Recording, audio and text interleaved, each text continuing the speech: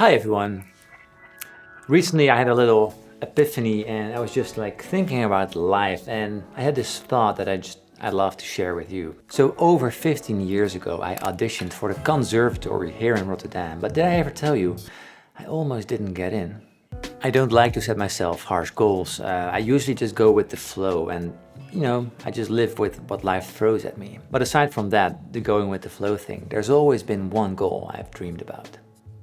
And well, the goal was of having my own place where I can play guitar, make music, record, hang, live, like sleep, the whole thing. This was over 15 years ago, and till today I did my best and tried loads of different things to make that dream feel somewhat like reality. But yeah, things weren't working out all the time, so I was living too small. I couldn't do what I wanted at home, so I thought renting a studio space from about 30 minutes where I lived was a very good idea. I could make music there, play guitar there as loud as possible, record bands, the whole shebang. So the first few weeks were a lot of fun, hopes high up, of course, setting up meetings with different folks, recording singer-songwritings, tracking bands. But after 3 months or so, I guess it started to feel like more as a burden than an actual cool workplace. So paying the rent every month and not getting back much in return, like I didn't get paid much or anything basically, never finished any cool projects. So that kind of put a pressure on the whole thing.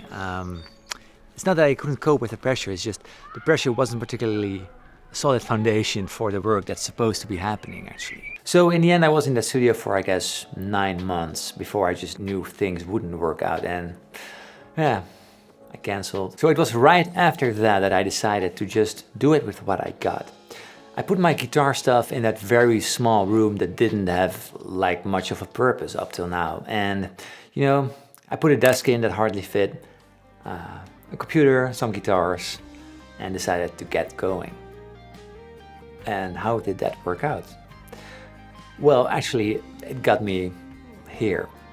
That was the very start of my YouTube channel, that very room you've seen in most of my videos so far.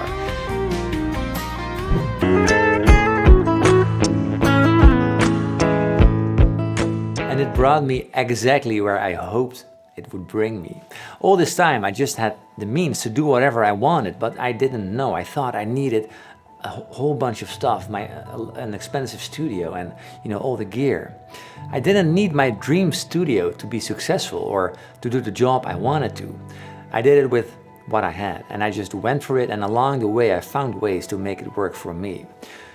So if you got a dream but you feel like you haven't got what you need to do it, you might want to reconsider it, because if you really want to do something, you feel the urge like to get going, nothing is holding you back. So let's rewind back to my audition. Somehow my application got lost, so my audition was at the very last day of all the auditions. I think it was even beyond that point actually. So they would let me immediately know if I passed. So for this audition I used the Pod XT by Line 6, controlled it with my Behringer FCB 1010, plugged it in directly into the PA. Like the Pod XT, do you remember the modeling amp like 15 years ago? So after the audition all went well and they said, hey man, you're getting in. I was like over the moon. And then just at the end we were casually chatting and they asked, so Paul, what amp do you usually play? What amp do I usually play? Well, yeah, this Pod. Oh yeah, sure. I also got a Roland Cube 30. A very small modeling amp. They looked at each other and said, so if we knew that beforehand, we wouldn't have let you in, and they really meant that. So that made me run to a proper guitar store and I got my first real tube amp shortly after. It was an Engel Screamer, 50-watt monster, yeah. Anyway, what's with this story? So I auditioned at the conservatory with the gear that I had at the time that supposedly wasn't really fit for the job, at least that's what they thought. They wanted folks that already were active in the scene and played lots of bands and played shows and played real amps, all that kind of stuff. Of course I already did play shows, I did play in bands, but I usually just played the backline that was standing there, or I even sometimes brought my pod on stage. I even did one show with a pod on a bar stool next to me and I controlled the thing with my hand. Oh, I hope that footage got lost. And you know what? It was the gear I had, the gear I knew, and just the gear that did it for me. And you know what's actually funny? I used that same pod for my first 2 years, I guess, of my YouTube videos. So everything I did in the first 2 years, all the electric guitars were recorded with that very pod. Too bad I sold it, man. I sold it for 50 bucks. I'm gonna buy one soon, just to recreate all my good sounds. So the essence of this all, one of the most valuable things I learned is to make the circumstances you're in to the most ideal possible. But do not wait for perfection, because you won't reach perfection anyway. So if anything, limitations ensure creativity, I guess, and it's a very powerful learning tool. Like everyone can buy expensive things or just buy the gear of your favorite guitar player, and that's pretty easy, unless you're talking Joe Bonamassa kind of stuff. That's gonna be a little bit more difficult. But being creative with what you got and what you have is so valuable and will be a big takeaway for everything you do in the future.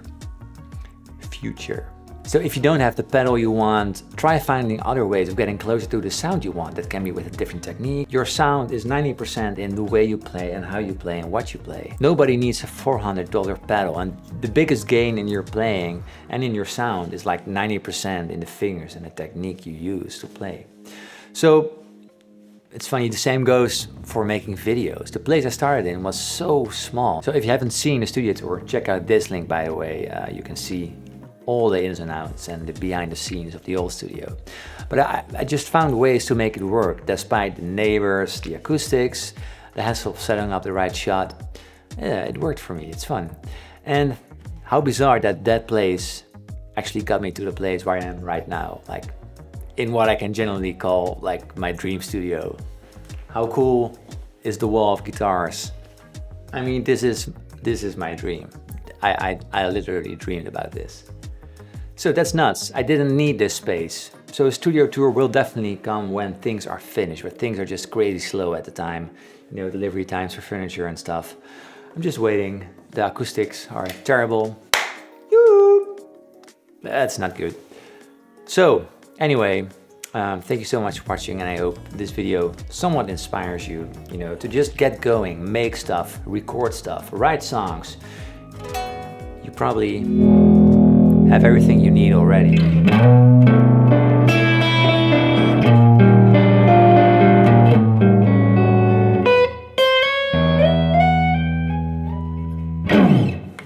Yeah, that's the message of this video. Have a lovely day and see you next time with another video. Goodbye. Cheers.